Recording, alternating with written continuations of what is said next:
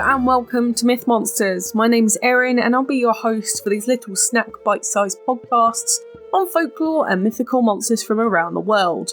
These podcasts focus on the actual cryptids, folklore and mythic monsters from global mythology, rather than focusing on the full stories of heroes and their big adventures. I'll also be dropping in some references that they have to recent culture and where you can see these represented in modern day content so that you can learn more and get as obsessed as I am about these absolute legends of the mythological world.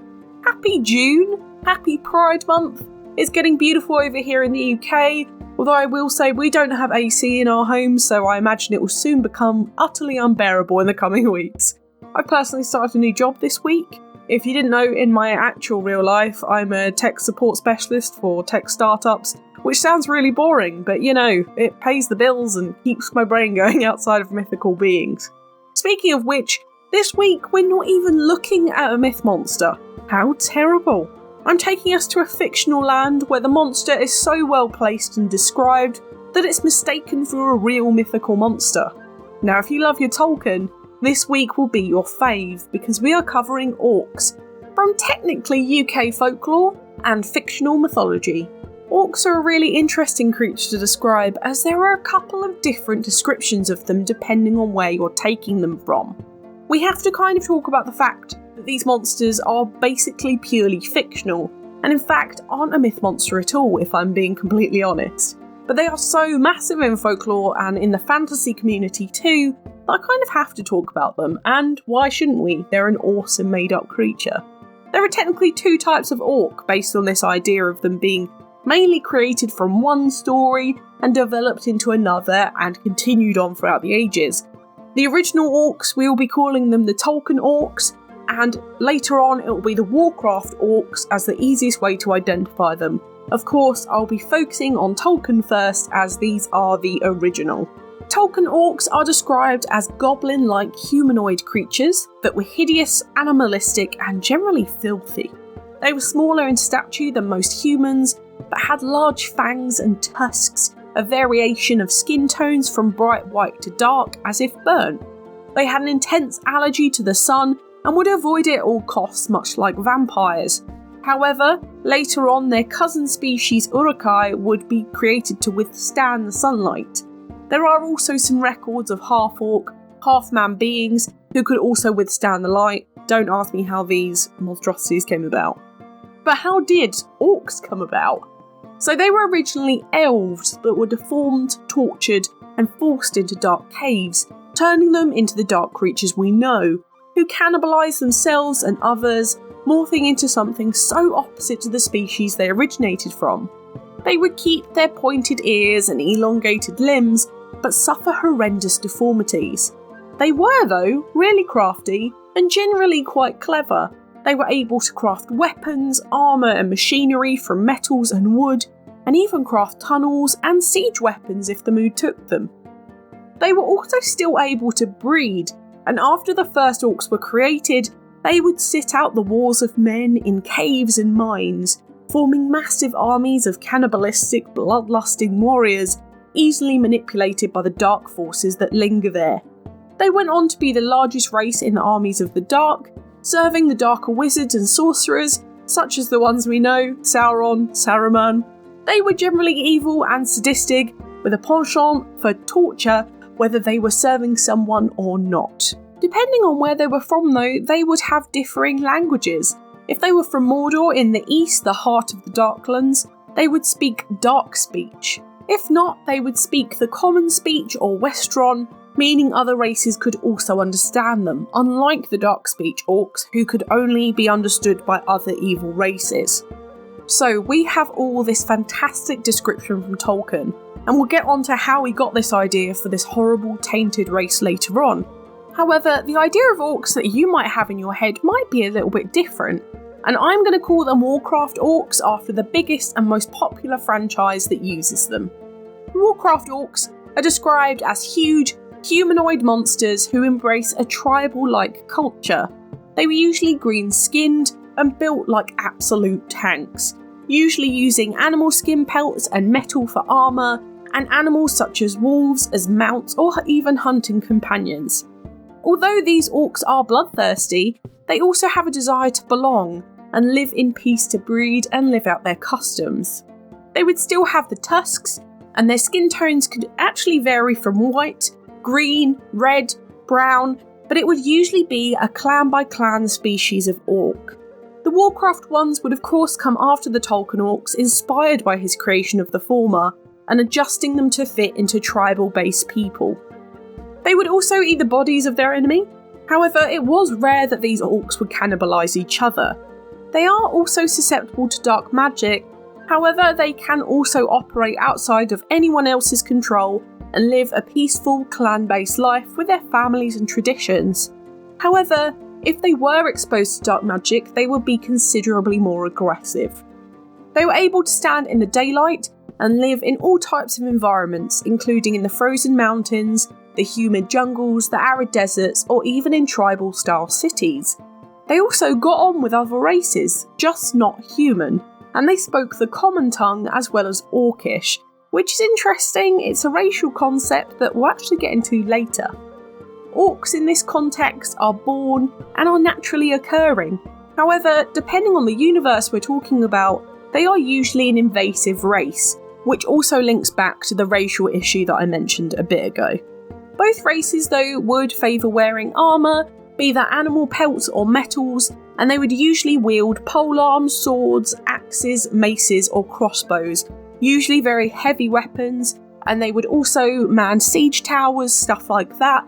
They generally weren't someone you mucked about with. This is especially if they've been imbued with some kind of dark magic, especially the latter orcs. They can possibly embody some of this dark magic that they've been given, sometimes being completely possessed by it and also having enhanced strength, agility and endurance. This moves us on quite nicely to etymology, which, if you listen to the ogre episode, you might find a bit familiar. The word orc comes from the Latin word Orcus, who was the Roman god of the dead. If you do want more information on this, I do go into it in the ogre episode, give that a listen. Orcus was described as a giant who was incredibly ugly and aggressive, and kept in the underworld as a punishment. The word Orcus has both the terms ogres and orcs deriving from it, which nicely links these two monsters together as well. The word Orcus in Latin without the godly context, though, means goblin, spectre or hell devil, and just orc in Old English means the same. Its use goes back as far as the 10th century in the Cleopatra glossaries, and was also used in the epic poem Beowulf, where they're used as another evil creature in this stanza. Thence all evil broods were born, ogres and elves and spirits, the giants also, who long time fought with God, for which he gave them their reward. In the original poem though, that second sentence there is actually Etoneas und Ilfe und Orcaneas. You'll notice that the first word I said there, Etoneas and Orcaneas, are generally kind of the same word. They have that last ending, and the word orc is actually not being used for ogre, but for evil spirits in English. Now that poem is in Old English, so that pronunciation is the best I could do. There's no YouTube tutorials on this, I tried my best. However, Tolkien, who realistically created this monster, had his own Elvish definition for this word. He actually stated that the Elvish word for orc was derived from a root ruku, which means fear or horror in Elvish. Now Erin, all that you've just said, literally the last 9 minutes has just all been made up. Why are you even covering this? They are very clearly a fictional monster, but as I've said, they have such a presence in folklore and fantasy writings that we can't really ignore them, and are so ingrained and well described within this space that they are totally believable. I've counted them as a strictly English monster too, as Tolkien was of course English, and their name comes from an Anglo-Saxon derived word, which again, mostly English. In regards to comparisons to other monsters, we do have a real presence in folklore here, and we can compare them to trolls, goblins and ogres, one of which I've covered in another episode, and we know that goblins and trolls come into the whole story of Middle-earth and are linked to the Tolkien stories. Trolls are often the muscle or mindless brute-like slaves serving the dark magic powers of Middle-earth, and goblins tend to live in the caves as this weird scuttering parasite. Now, speaking of races, I did mention there was an interesting racial history too. This actually translates into real-life racism as well. The idea of orcs are that they are an evil race from the east, and Tolkien even said originally, as he described them, this is legit what he said, squat, broad, flat-nosed, sallow-skinned, with wide mouths and slant eyes. In fact, degraded and repulsive versions of the least lovely Mongol types. In a private letter, he said that. Which, if you actually read into that, is immensely offensive. And as a white Englishman who was writing in 1919 in England, you can see how this use of language and slurs and the association of this monster to the east is very much of its time, but also immensely racist. However, this is actually backed up in other media with orcs though as well.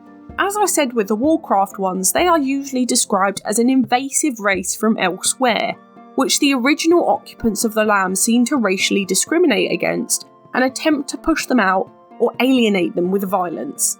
Actually, a perfect example of this is the Warcraft Law itself, where the law is based on the orcs coming through a portal after stripping their own world of its resources, generally struggling through a climate change, all of this, and needing realistically to find asylum and community resources in a different place, through the use of black magic, I will say. Then the humans and other fantasy creatures of the world rally against them to remove the threat of these huge, brutish tribal races. I think it's a really interesting concept and definitely says something about the creation of them in the Tolkien universe and even the small real-life folklore, as well as alternative media representations of them. Now, onto the fantastic modern media section for this week, as we've kind of touched on it here. This is kind of where the juiciest bit of content is for this week, as they are technically fictional monsters. We'll start with art though, as usual. I've got to tell you that although they've been around from the early 1900s from Tolkien, there's not really any formal paintings or pieces of artworks around orcs, unless you count the illustrations in the Tolkien books themselves. What I would really recommend this week is having a look at all of the independent art from the Lotra series, Warcraft and D&D franchises that have been drawn up by amazing independent artists. I'd really recommend these. They are so unbelievably cool and actually really varied from Tolkien Orcs to Warcraft Orcs and everything in between. In movies, we have a few like Bright, Warcraft, In the Name of the King, Futurama, Bender's Game, and obviously we have to talk about The Hobbit and the Lord of the Rings series as a big point here. Not only the Naughties movies by Peter Jackson and the 2010 Hobbit series, but also the fantastic animated versions from 1978 and 1980 with possibly the catchiest song ever in the Lord of the Rings universe, which is ridiculous. It's like, whether there's a whip, there's a way. I haven't watched it for years, so please forgive my interpretation. They're absolute classics and great adaptations of the Tolkien books, and obviously the Lord of the Rings series is possibly one of my favourite movie franchises of all time, so there's that. For TV though, we have Angel, Buffy the Vampire Slayer, Wheel of Time, Star Trek, Disenchantment, Witch, X-Men Wolverine, My Little Pony and Friends, Delicious in Dungeon, Monster Mezume, Interspecies Reviewer, That Time I Got Reincarnated as a Slime, yes, that is something, and Voltron Legendary Defender. We have talked about Lord of the Rings, so with TV I can't not add that there's a new Amazon series called Lord of the Rings, The Rings of Power, which is due out soon based in the First Age, so before all of this Sauron stuff happened. Galadriel's very young, all of that jazz, which is pretty much guaranteed to have orcs in at some point, I imagine. For video games, we have absolutely loads this week, so get ready, as we have the following. Alloids Online, Battle for Wesnoth, Arcanum of Steamworks and Magic Obscura, Blackthorn, Dragon Age, Dragon Quest, Dungeon Crawl, Dungeon Keeper, Dungeon Maker 2, Dwarf Fortress, Elder Scrolls, Skyrim, Endless Legend, Fairyland Story, Fallout, Final Fantasy, Golden Sun, Gothic, Halo, Heroes of Might and Magic, Hex, Kingdom of Loathing, Night Orc, Kohan, Last Armageddon, Spyro, Legend of Zelda, Lineage 2, Master of Magic, Minecraft, Mutant Football League, of Orcs and Men, Akiku, Orcs Must Die, Paladins, Pillars of Eternity, Serious Sam 2, Soul Calibur 6, Spellforth, Thunderscape, Ultima, Warcraft, World of Warcraft, Warlords Battlecry, Wizardry, and Xenoblade Chronicles 10. My book recommendation this week is so easy. It's of course going to be Tolkien's Lord of the Rings series, the Hobbit series, or any of the other spin-offs.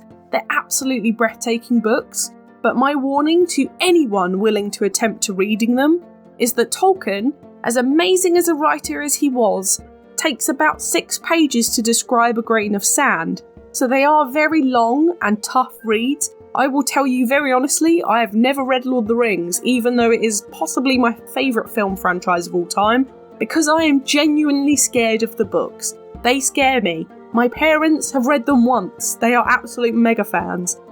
It's a real commitment, that's all I'm going to say. If you do want to go a bit easier on the Tolkien front, I'd really recommend David Day's series on Tolkien Law. They are the most beautiful leather-bound books, and I believe you can get all 8 for about £40. I've got about 5 of them.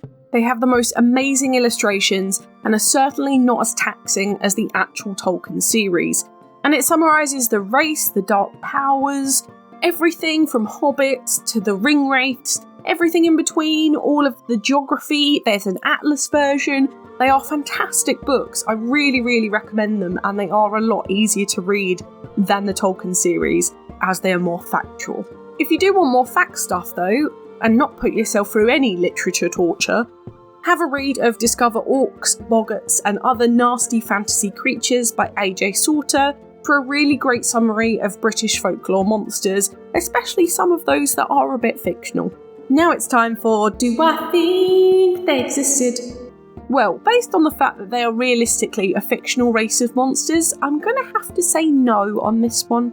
However, I do love the Tolkien and the Warcraft series that embody this race so much within their lore, and I would absolutely love it if these were actually a historic race where we could say they've lived somewhere. Although, I suppose, how far were humans away from being Orcish when we were Neanderthals? I guess that's up for debate. Either way, I think the orcs being so embedded into folklore and myth by just stories that we all know are fictional is a testament to Tolkien and his absolute crazy obsession with description. So much so that I can actually write a whole 15 to 20 minute podcast on them as if they are an actual mythical being, as people could possibly believe in they existed outside of this immense amount of lore surrounding them, even outside of the Tolkien series. But what do you think? Could orcs have really existed? Let me know on Twitter, I'd love to know what you think. It's so good to cover something a little more fictional with so much information this week.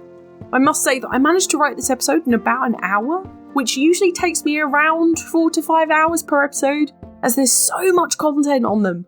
I actually sat in a Starbucks and a nice little local coffee shop in a shopping centre whilst writing this, with very limited internet access and a very large iced latte, which again, I wouldn't usually do as I need the constant use of research sites, but this week I just didn't need them.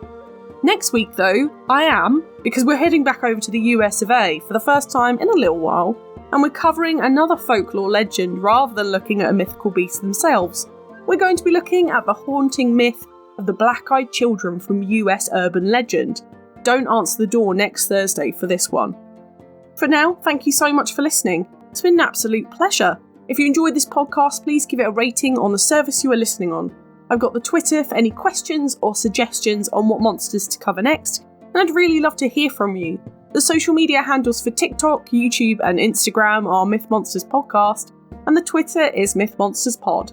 But all of our content can always be found at mythmonsters.co.uk, and you can also find us on Good Pods and Patreon if you want to help me fund the podcast too.